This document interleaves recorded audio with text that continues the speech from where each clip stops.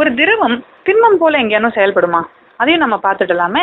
இதுக்கு தேவையானதெல்லாம் கடைகளில் சாதாரணமாக விற்கக்கூடிய கார்ன்ஃப்ளவர் மாவு தான். 2 பகுதி கார்ன்ஃப்ளவர், சமையலுக்கு உபயோகப்படுத்தும் அதே கார்ன்ஃப்ளவர் மாவை ஒரு கிண்ணத்தில் எடுத்துக்கலாம். அது கூட 1 பகுதி தண்ணீரை சேர்த்துக்கலாம். இது சுலபமாக கலவையாயிடும்ன்றதுனால நமக்கு பெரிய சங்கடமும் இல்லை.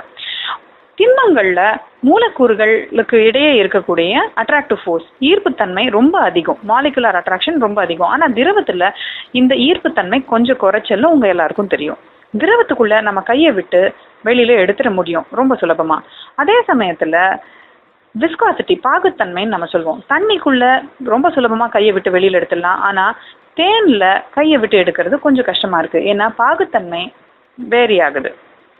இப்ப இந்த கார்ன்ஃப்ளவர் கலவையில கைய விட்டு மெதுவா நம்ம எடுக்க முடியும் பாருங்க.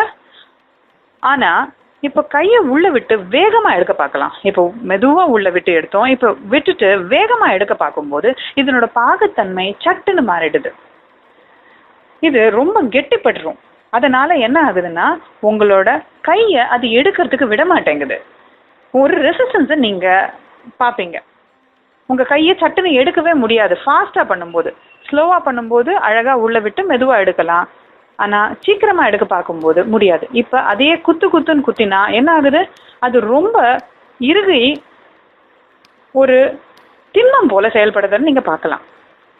பாருங்க எவ்வளவு திண்மமாட்டம் மாலிக்யூல்ஸ் கிட்ட வந்துருச்சு. மூலக்கூறுகளுக்கு இடையே இருக்கக்கூடிய ஈர்ப்பு சக்தி கிட்ட வந்திருக்கு பாருங்க. நம்ம அடிக்க இதுதான் ஒரு நான் நியூட்டோனியன் திரவம்னு நம்ம இதை சொல்லுறோம்.